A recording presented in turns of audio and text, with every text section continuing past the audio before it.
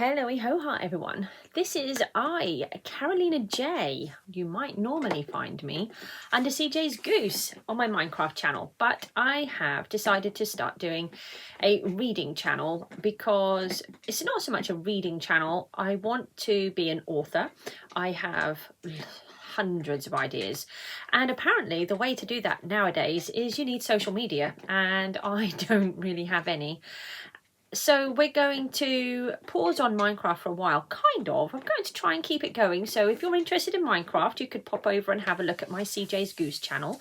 And if you're interested in reading and writing and different things, and hopefully what I've got coming up, then maybe you want to stick over here for a bit. And for those of you who have popped over from CJ's Goose, this is my face. This is my face reveal to you as well. So thank you so much for all of the support you've given me over the years. I really appreciate it, and I really am a person. So talking of being a person, actually, before we move on to the main thing, everything that I do will be completely humanized. I do not do AI. I cannot stand the whole AI process. It is driving me bonkers. So don't expect anything that has been made by AI on my channel whatsoever. I am someone who loves little rules, as my Minecrafters will know. And I'm a bit of a stickler for them. So one of those is no AI on my channel whatsoever. Anyway, so for this particular one, for my first ever video, I have decided to do some reading challenges. I have a condition called ME/CFS, and it has really affected my cognition over the last few years. And one of the biggest problems with that is I have not been able to read.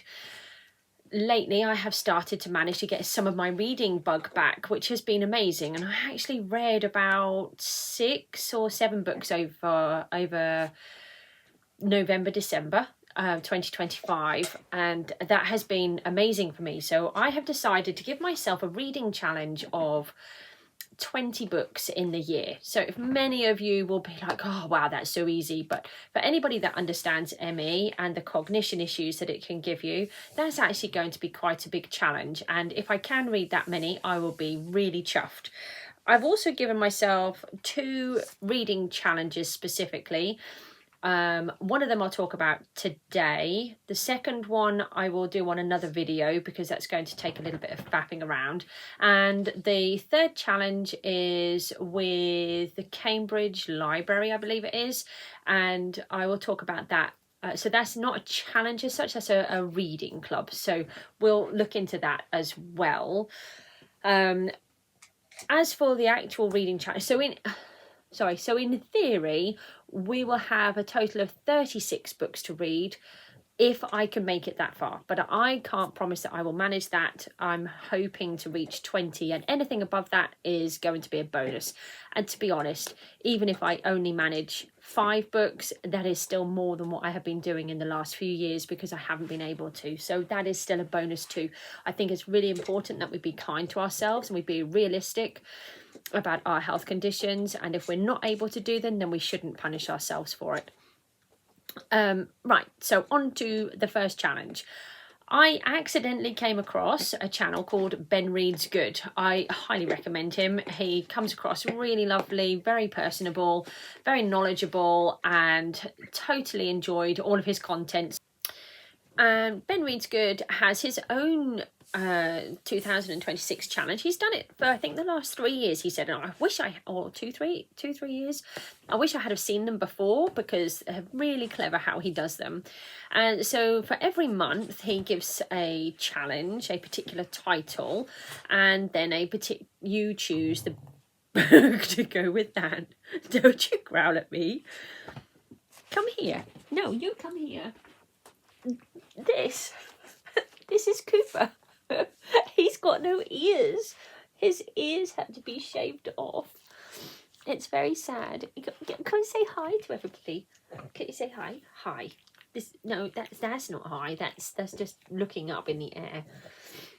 So this is Cooper. He normally has beautiful ears, but he got them covered in knots, and he went to the groomers today, and it's very dangerous for dogs to have big knots on their ears. Apparently the blood vessels in them are, collect, and it's a really big problem. So he's had to have them shaved off, which is a big problem. And they'll grow back, and then they're really big and fluffy. I'm sorry. I'm sorry. I have him groomed every month, and yet he still manages to get in a muddle. Okay, that's Cooper's introduction.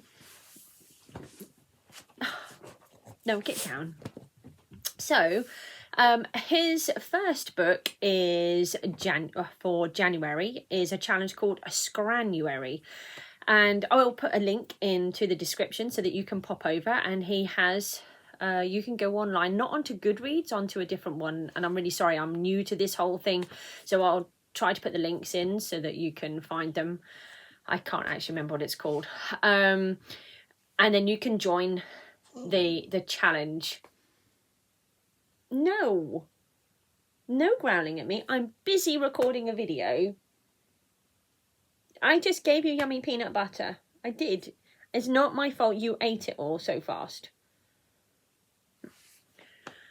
So the first one is Scranuary, and apparently scran is a word for food, a northern and a Scottish word for food, and I did not know that. So my first book is Death by Chocolate by Sophie Jackson. I was given this by my neighbour who will provide me with tons of books, and I have already read it. As soon as I saw the Death by Chocolate, as soon as I saw that it was something to do with food, I knew exactly which book I wanted to read, and it was this one. And it's a true story about a person who decided to start poisoning people in Brighton. I found it really interesting, so I will do a review on that later.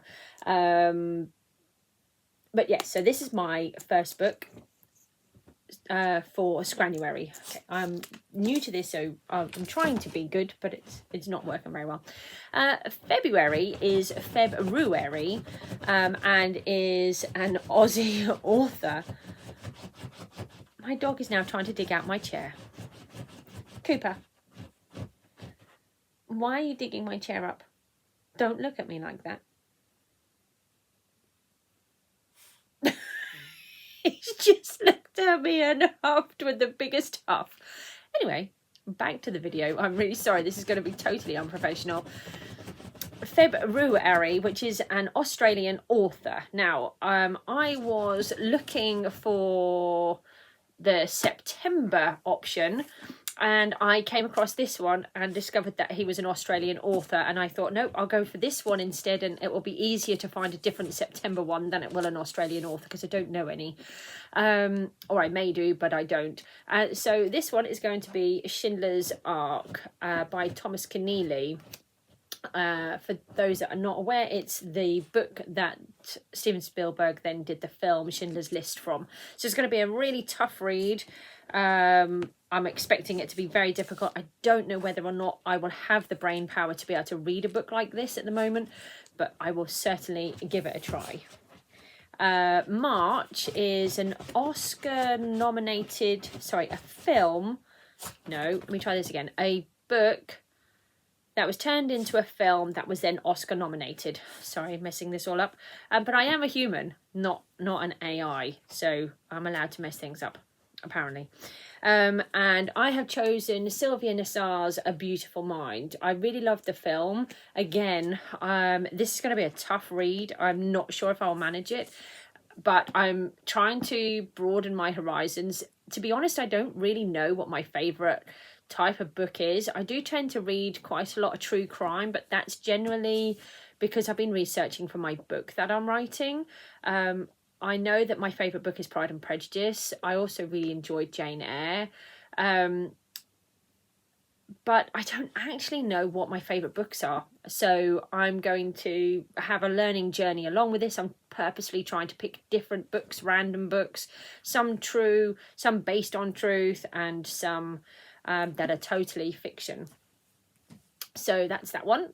Next up, we have a Women's Prize nominee for April, and I found this one. I was Amelia Earhart, so I've always been interested in Amelia Earhart, so I thought it would be an interesting reading. Thankfully, it's a much shorter book. It's got quite large text as well. So in theory, I might be able to get through that one. May, going from a short book to a not short book. May is Made to Last, and I really like this option. So it's a book that has been printed prior to 2000, and I need to research this for my book, and I keep putting it off. And I'm not telling you why I'm researching different books. Some of them are for various different reasons. Some of them are to help me with certain elements within the story, and some of them are to try to help me understand the technical aspect of my story. So they're completely different. I don't want to really elaborate on that at the moment because I don't know how to without giving it away, what I'm trying to achieve. But this one is very important to my book in theory, if I can make it work. But I feel like I need to read it in order for that to happen.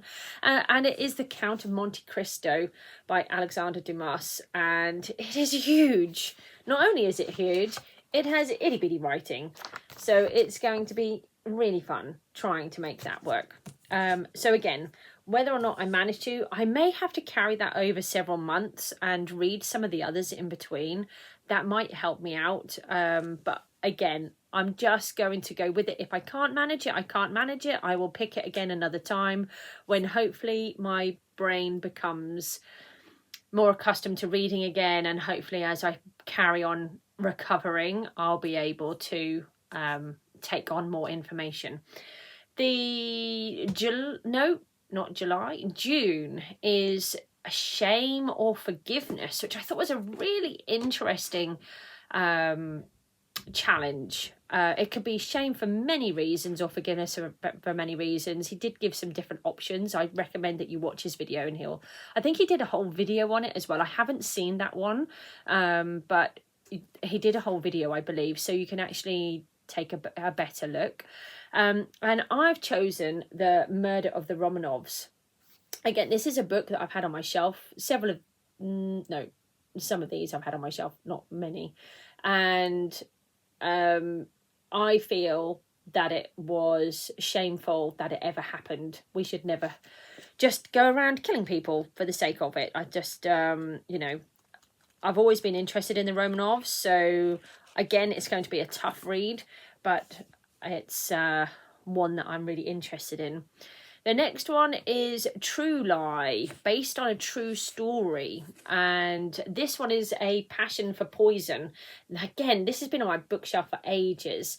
And it's by an author called Carol Ann Lee. And I've read a book from her before about the Bamba murders. And it was very interesting, very well written, not that I can say it, very well written, and I thoroughly enjoyed it. So I'm hoping this one is going to be along the same lines.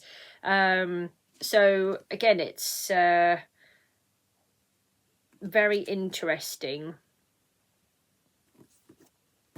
Again, a true story. The next one is going to be another real challenge for me. So it's All Ghost, and I am trying to use some books that I actually have and some that I have purchased. I do like a book. I do like buying books. So obviously you can use books from the library. We actually have in our local shop, they have a secondhand books store where they raise money for charity, and they're just 50p a book. So you could do things like that. There's also my neighbour pops into our local town, and there's a big bookshop there, and he sells secondhand books. We get a lot of books from him as well. So it's there's lots of places that you can go and get books cheaper. Obviously you could borrow them from the library. I'm just a stickler for owning my own books. I just love books, and it's just a big problem of mine. So the next one is Woman in Black. It has been on my shelf for a long time and is not a book I think I was given this. This is not a book that I would ever read. I am not into horror of any type. I'm hoping it's not too horrible, because otherwise it will have to be a DNF. I just can't tolerate horror at all. I don't even watch Jaws. Okay, that's how bad I am. So this is by Susan Hill, and thankfully it's a very short book. So I'm hoping it is a book, isn't it? Not a play. Yeah. So I just remember that Radcliffe was in it, and I've forgotten his first name. He starred in it after Harry Potter. So yeah, I just wanted to double check. Anyway, it's Woman in Black, and we will see if I actually manage to read that or not. So there's quite a few here that I might not finish, and it won't be a disaster if I don't. The point is that I've tried, and that's all I can look for.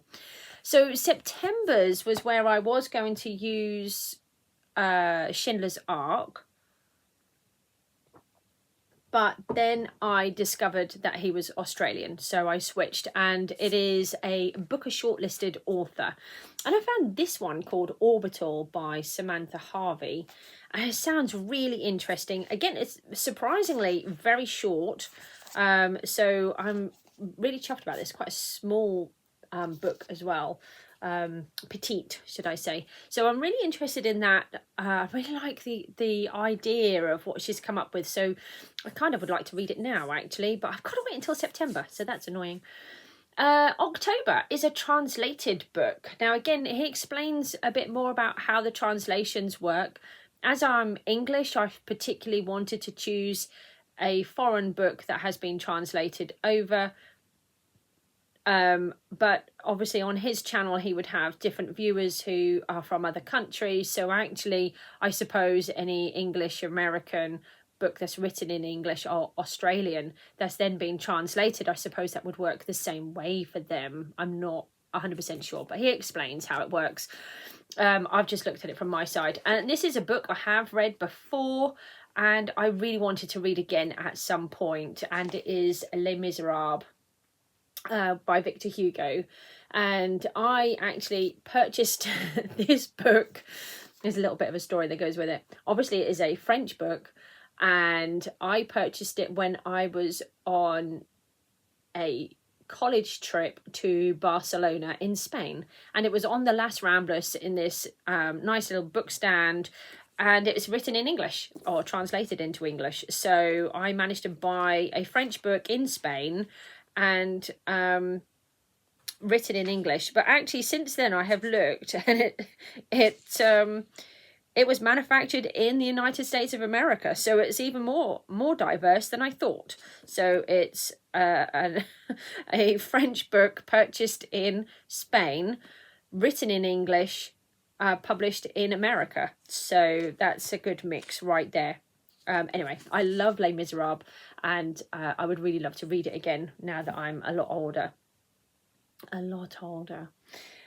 November has to have ice or snow on the cover, and this is a collection that my neighbour has been giving to me. It is the British Library, and I believe it's somebody has been going through a whole bunch of old books, old murder mystery books, and about a collection of 100, I think, and then producing them in this lovely little collection. So he's given me quite a few already, and this is the first time I'm going to be able to read one, and it has got snow on the cover. So it's Murder After Christmas. It would have been great if I could have read it in December, but obviously it doesn't quite fit, so that's going to work on there. For December, it is Dupecember, and you need to read an author that you have already read in 2026. Now, I am planning to read this book, hold on, for the other challenge that I haven't told you about yet. So I'm planning to read a Ruth Rendell, Inspector Wexford mystery, because I read one over Christmas and I absolutely loved it. I really liked how Ruth Rendell wrote the book, so I'm planning to read more. So hopefully I will have read this one by then. if not, I'm going to have to get a shimmy on and read that so that I can do this one. And so I have then found this one, which is Talking to Strange Men, also by Ruth Rendell. However, this is not in the Inspector Wexford series. It's in a different series. So I'm looking forward. I don't actually know if it's a series or if it's just another novel on a standalone one. But it's a different, it's not in the Wexford series anyway, which I've done intentionally so I can see what else that she's written. So yeah, so these are the books that I have chosen. I'm going to have them on the back of the piano over here in a nice neat pile so that we can see what they all are and where I've got to. It is the 7th of January today, so I have already completed Scranuary. So I did wait until January had started before I read it, so that was good, and that will lead me on to my next book, which I can tell you briefly here is the Cambridge Challenge, the Cambridge Book Club, and that is Catabasis, and I have to say I am super excited about this. I had no idea this book existed, and it looks really interesting. It sounds really interesting. So, and I love the cover. Looks really